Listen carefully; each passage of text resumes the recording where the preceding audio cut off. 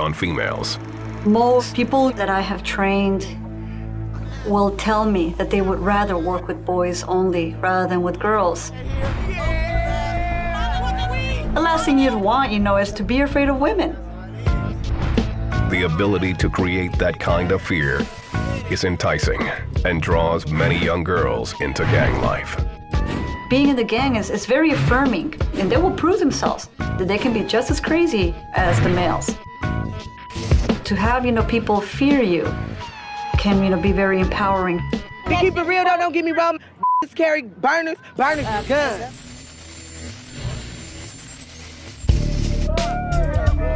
There are other reasons that girls join gangs. Many come from broken homes and are looking for support. It's really rare, to see that a girl will try to find, something to replace her family if everything's okay in her family. Usually, something is really, really not okay for her to be trying to find something to replace it with. That was the case for this woman from Compton, who goes by her street name, Difficult. You gotta fight. You might have a girl that look at you in the wrong way, and then that might lead to a fight right there. You just gotta defend yourself. Difficult was only 6 years old when her mother, Linda, went to jail. I was a fool. I took the rap for my boyfriend. He said he would get 12 years if I didn't tell them that the drugs were mine. Linda spent 2 years in prison. Without a mother at home, Difficult found the family she was missing out on the streets. When she was 13 years old, she joined the Bloods. If you don't want to be part of their little gang or whatever, they're gonna keep treating you like an outsider. So I wasn't really there for her. Well, she blames me a lot for that. There's something else that drives women into gangs: love. Many girls get involved because of a relationship. They're the girlfriend of a boy who's in the gang, or the family member is in the gang. My girl in the front seat looking fine as wine, thin as wind. Relationships are so important to girls and women, and the things that they will do for love. Short of, giving up their lives, and some of them even do that, giving up their freedom. Whether they're sisters or girlfriends, the women are assets to the gang, especially when it comes to hiding contraband. Male police officers are less likely to search a woman. 50-year-old Reverend Ricky Pitts is a minister from Compton and a former member of the Bloods. The girl can walk away, usually come and get the guy, and the girl step back out the way. She got the gun all the time. He's clean, because she carrying on. She doing all the dirty work. More women are doing the dirty work than ever before, thanks to California's 3 strikes policy. Under this law, offenders with 3 violent convictions are automatically sentenced to 25 years to life. The result is prisons that are overcrowded with men and women committing crimes on the street. Too many of the black brothers is going to the pen. Too many of them is getting them double digits. The judge ain't playing with you no more. Girls today is the ones that's putting in the work. Putting in work can mean anything, even murder. That's what's putting in work mean, to take life in your own hands. Handle your business. And don't get caught slipping. But the main thing is going to kill. In some type of way, form, fashion, or matter, is to kill. To take life in your own hands. In your own hands. And for female gangbangers, loyalty is more important than staying out of prison. The gang becomes your family. When you hurt somebody in your family, then the other person has to pay for it. That mentality is what pulled Sylvia Nunn into the Bloods nearly 30 years ago. Her exploits earned her the street name Rambo. I would dress up like a dude. No makeup, and fingernails and jewelry. All that would come off. Black shoes, black socks, black pants, black shirt, black coat, and a beanie. A red flag up under the beanie. And just put my work in. Boom, boom, boom, boom, boom. And back to my car, jump in and throw it in neutral, take that off. Next thing you know, I'm a girl, and I'm sexy, and I'm driving.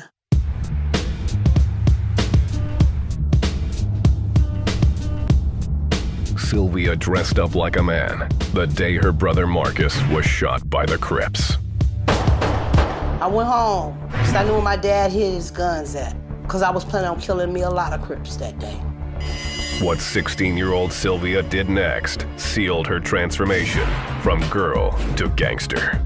Shooting a gun. Shooting somebody. That first time. After that, it ain't hard to do. If you can get over it the first time, it's not nothing that you can't do again.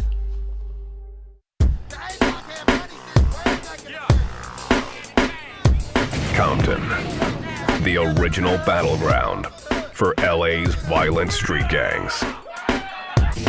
We coming. On the real, you better keep y'all kids in the house, homie, because it's going town, homie. Yeah, that's going through the walls. That's real. Compton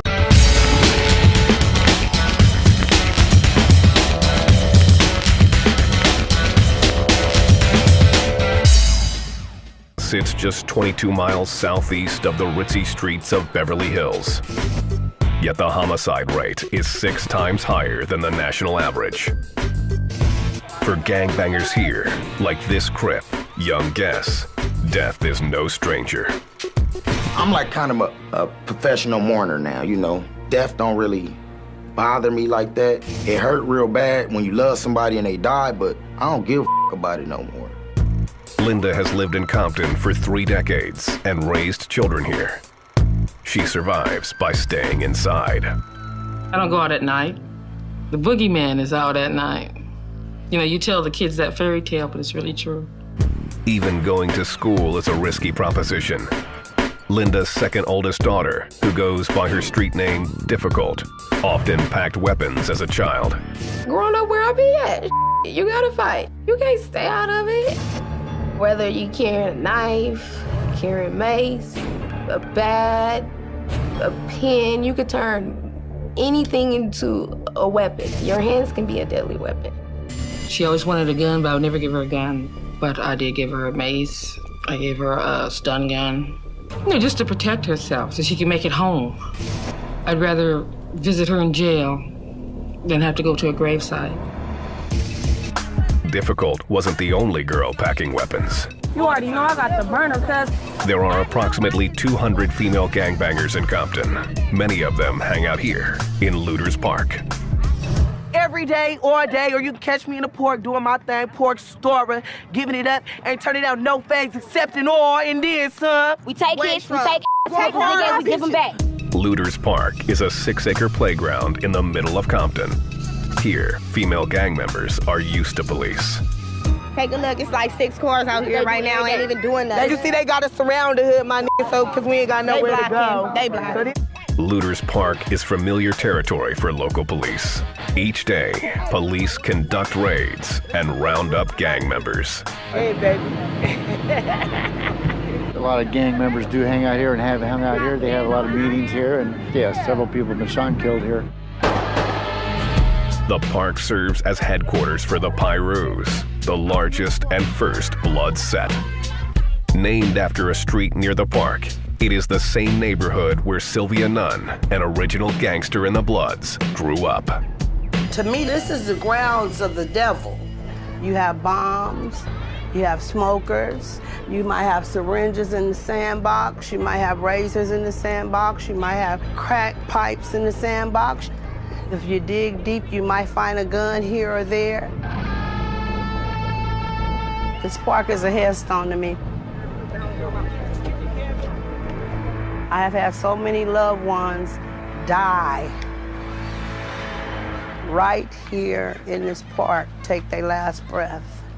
I have had so many homeboys and homegirls lay here in this park and the ambulance pick them up. And if hell is anything like this, I sure don't want to go.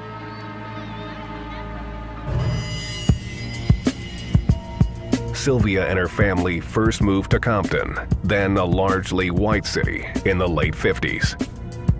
Like many other middle-class black families, the nuns were drawn by the city's single-family homes.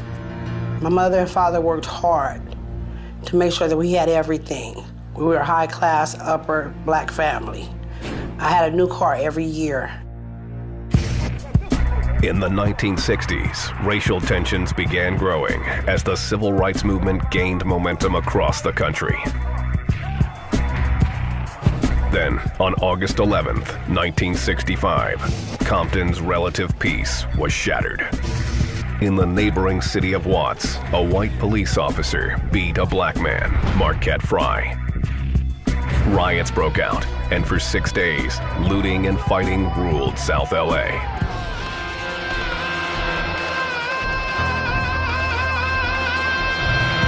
Donna Graham, an original gangster known as Cheetah, was 12 years old when her family got caught in the turmoil. The police did run over my brother on 111th and Avalon, and they just left him there. They didn't go back to help him or nothing, just hit him and left him on the side of the tracks.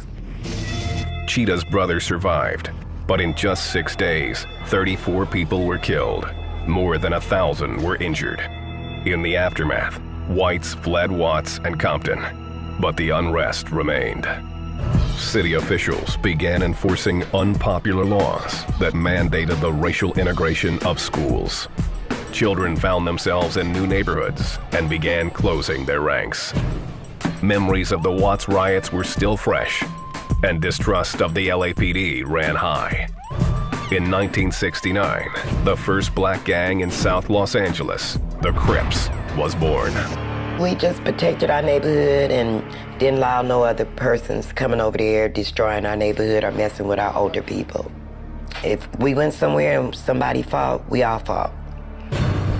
Compton answered with its own gang, the Bloods. Sylvia's older brother, Marcus, whose street name was China Dog, was a member. My brother's a big deal. He's the dog. He's the bow, wow, wow, yippee-yo, yippee-yay. He the dog. They don't the dog. Sylvia's father, Willie, a former professional boxer, taught her how to fight and shoot a gun. My dad told me, I'm gonna teach you everything that a woman needs to know. You ain't gonna need a man but for one thing, and that's the bedroom. When I get finished with you, you're gonna be able to change your own flats, steal your own car, shoot your own gun, and fight your own fight. Cause you my baby, and I don't want nobody effing with you. In 1973, Sylvia's father was convicted of drug possession and sent to prison. With her father in jail, life in the nun home began to unravel. By the mid-70s, fighting between the Bloods and the Crips intensified, and gang membership exploded. From the beginning, women were in the mix. They were dubbed the Criplets and the Bloodettes. 18-year-old Cheetah, who lived in a Crips neighborhood, was pulled in reluctantly. I didn't want to be a Criplet, and when I was asked, or I really wasn't asked, I was told. At first, the female gangbangers were mainly support for the guys. They helped protect their neighborhoods from rivals by fighting, though rarely with guns. It was like fighting, you know. Somebody would come over there and say, we'll meet you at the park, and they'll meet up and they would fight. But we wasn't shooting each other and stuff. There was one girl who did carry a gun, Sylvia Nunn. She was the youngest girl that really hung out at the park. Being 9 to 10 years old, she had her pistol always packed on her. Sylvia wanted to prove she was as tough as her older brother Marcus. So she jumped when his homies asked her to help rob a gas station. We walked over there, and they carry me on their shoulders, and then when they get up there, they walk up, she's in a booth. And they like, we finna rob this, you better not push no buttons. And then they took like the handle of their gun, bust the window out enough, and put me through it. Sylvia took all the money from the register and gave it to the Bloods. Then she demanded her share. I was like, that y'all gonna give me some money too. And they was like, damn, this a crazy little girl. Like, yeah, right? We'll buy you a popsicle or some candy. I say, no, the you won't, you gonna give me some money. And they gave me some change. They gave me a whole bunch of change. By the late 70s, the percentage of female gangbangers was on the rise. The women earned their stripes by taking orders. The men would never be afraid of women, you know. They just know a woman to do what a man tell them to do. But one young woman continued to stand out from the pack, Sylvia. Other girls really, were fearful of her. But as time got older, she got more ruthless.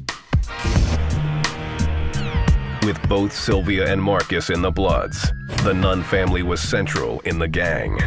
Without their father there to stop it, their home became its unofficial headquarters. Everything in the house was red. Red carpet, red furniture. We had red walls. I mean, it was just like blood down. It was also a constant target for the Crips. We sitting in the living room, talking. We hear one shot hit the floor. We were so used to hitting the floor till it just became a routine. Their house was just like, shot up like shredded cheese a lot. It really was. I mean, day and night, day and night. Sylvia was afraid of no one, including the police. She earned her nickname one day when an officer questioned her mother about Marcus. The police is telling my mother, I know you know with your son that you might as well tell us because we gonna kill him when we see him, and I took off on the police. Bam, you don't talk to my mother like that. And one of the police said, who the think you is, Rambo or somebody? And I turned around, kicked him, hitting that one. I'm just doing what my dad taught me to do. By 1980, Rambo was the top dog among hundreds of female gangbangers. I was what you would call a gangster. A gangster. I acted like a boy. I sagged my pants. I wore boxers. I would do the do-rag thing. I was gangster. Fight at the snap of the finger. You said, what? I done already hit you in the mouth. The rules changed, however, in the 1980s. A brand new drug appeared on the streets, and gang life would never be the same. Crack cocaine came to South Central, and the women went to the dogs. The men went to the dogs. Everybody was on crack cocaine.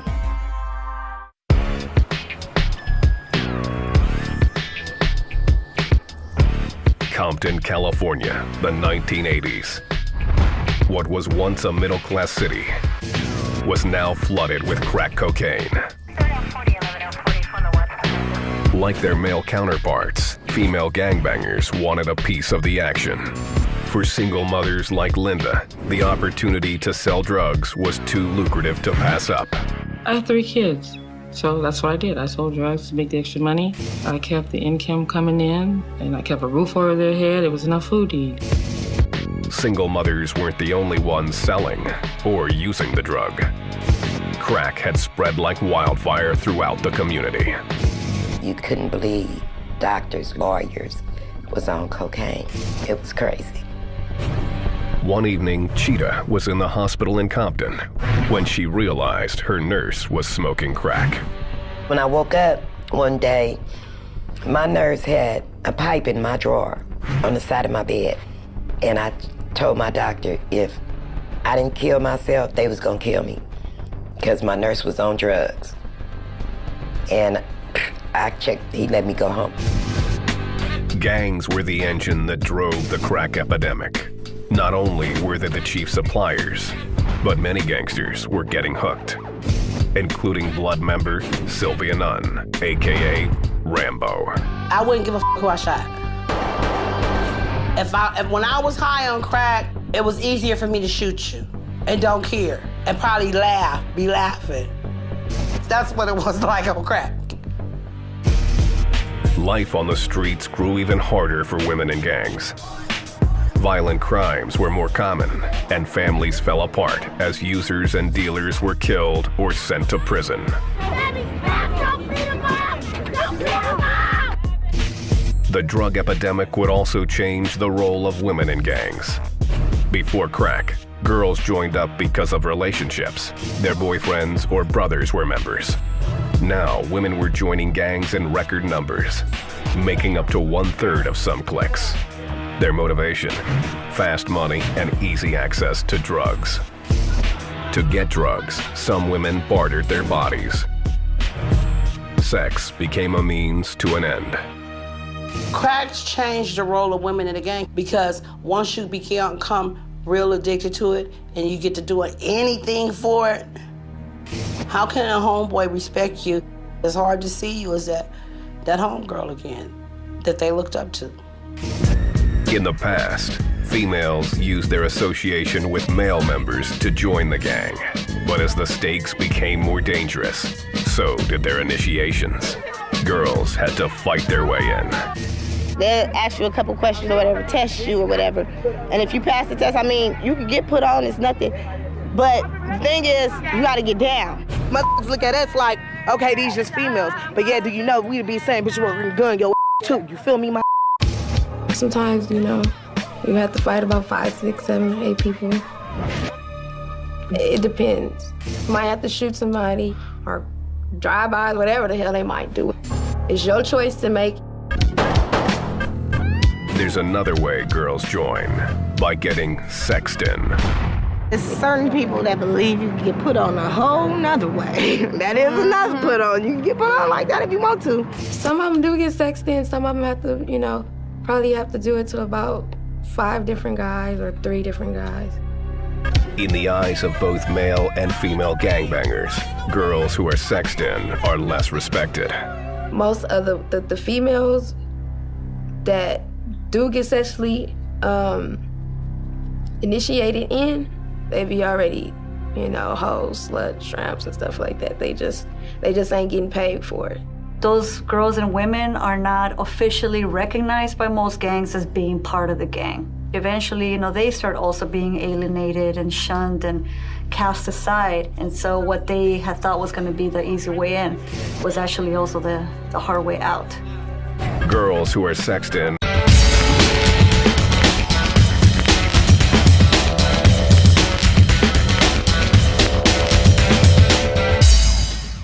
may not last for long, but those who put in their work do. The more crime a girl commits, the more important her role in the gang becomes. You throwing up down here? Hell yeah. Nowadays, how this world is, you got someone that want to be guys that look like men and stuff like that. So, you know, that want to be guys that's harder than these guys out here, you know, that put more work in than these guys out here, you know. There is one boundary many girl gangsters don't cross when they're doing their work. Tyler got 2 of them off. Unlike the men, most only attack for personal reasons.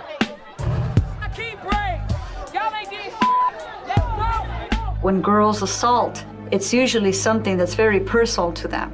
It's not just some random, you know, nondescript stranger. Someone, you know, that hurt them.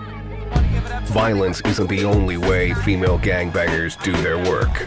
Some also use their sexuality as a weapon to spy on rival gangs. Girls and women are utilized by a gang, you know, to get back or to lure or to entrap rival gang members. Nothing is fair in love and war. Some girls pretending like guys just to get what they got, you know? You know, or to set them up for what they got or whatever. It's a dangerous game with serious consequences. Male gang members, like young Guess, don't like to be fooled. When I deal with women, I let them know. Don't put me in a twist. Cause I'll break your neck just like I break your neck. In spite of their tough ways, the girls still aren't welcomed by all gang members. It really does depend on the gang. Gangs are that slice of society. Men and gangs view their women just like regular men do. They want to make sure that they're kept in a place that's checked, okay, that they are not above them or that they don't hold more than them. I ain't with all that old females banging, cause they females, that ain't their place to gang bang. Women in gangs are bound by the same rules as the men. I'm from the west side of Cajun Block, come from Crip, all nasties, cuz. Most can't leave without risking payback, unless they're pregnant. Once they become mothers, then they can leave the gang. It's very highly acceptable. And it's actually almost a requirement, for some gangs that they, change their status. Because nobody wants, a pregnant, woman dead. Leaving a gang is never easy, though, especially for longtime gangbangers like Sylvia Nunn. For her, the lines between gang and family disappeared in 1979, the day her brother Marcus was shot by the Crips. If you shot my brother, I could kill your mother. If you shot my sister, I could kill your mom and your daddy. If you shot my nephew or my niece, I could kill your whole family.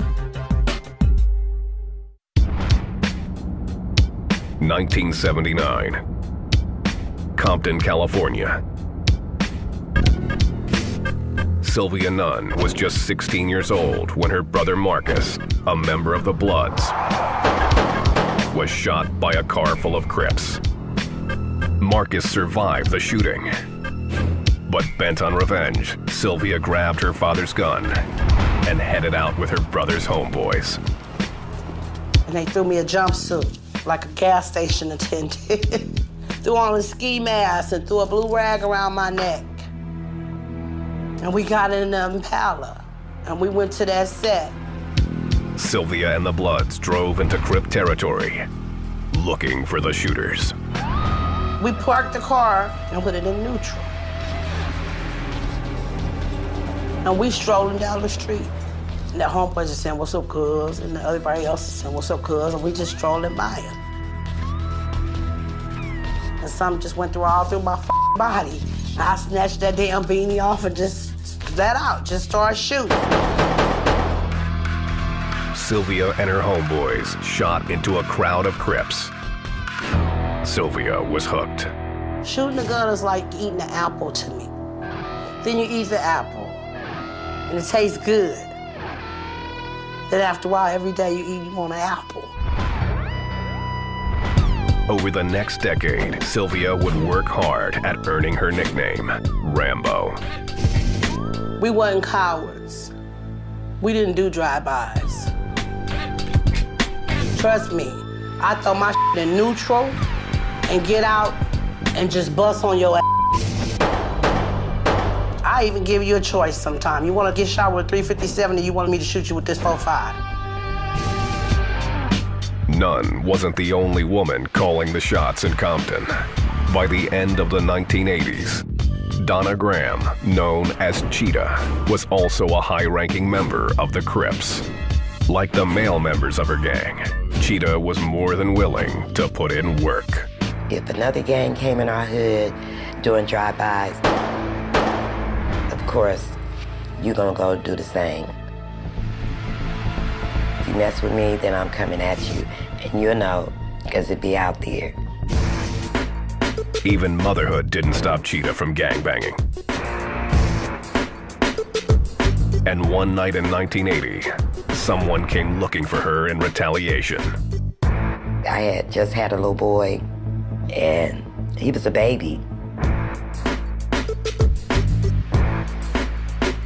And all you hear is all these gunshots.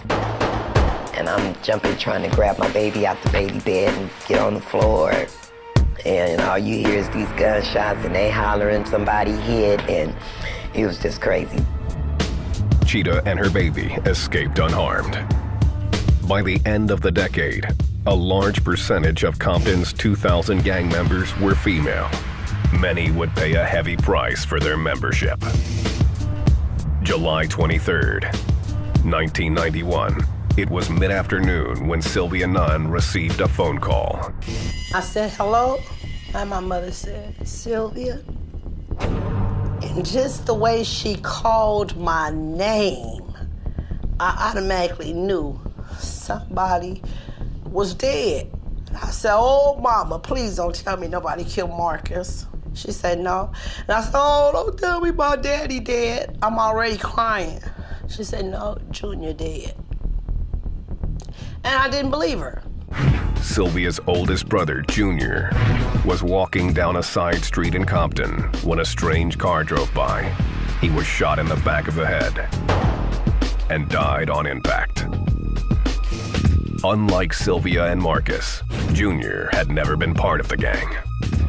He was so damn humble. If you say, Junior, here, kill that fly for me, he stuttered, you kill it. The fly got a right to live like you got a right to live. Junior was part of the royal family of the Blood's largest set, the Pyrus. For a rival gang member, taking out a nun was the ultimate hit. I think they might have killed Junior, probably, maybe for something I had done. People forgive, they don't forget. You could kill a nun, and where you would kill an average Pyru, you just steal a crip. But to kill a nun is to be a soldier. Sylvia returned home that afternoon with one mission. Rode around through the neighborhood asking questions, trying to find out what we can find out. And the names that did pop up, each and every one of them are dead today.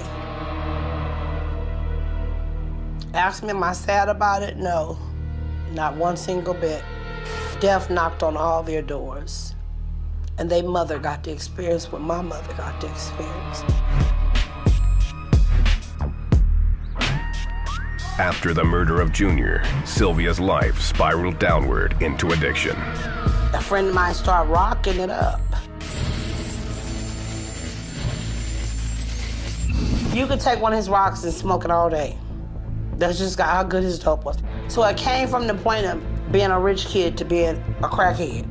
Sylvia became a hardcore dealer and would do anything necessary to keep police from discovering her stash. I just remember this one time I had my nephew and the police was coming and I had this dope. So I put him on his diaper and I put the dope laid the dope on him, and then I put another diaper on him and went on down the street. In April of 1991, as Sylvia walked home from a store, she was approached by police. They had a warrant for her arrest. He said, now check this out. Either you finna go to jail for that warrant, or you finna train my police for me. Training the police meant one thing. She would have to reveal the inner workings of her gang. The police took Sylvia into custody and questioned her about her involvement in the gang's drug operation. I used to walk around with a bear or a doll, a stuffed animal, and I would melt rocks on my doll's eyes and stick pipes in the doll's mouth. Soon after her arrest,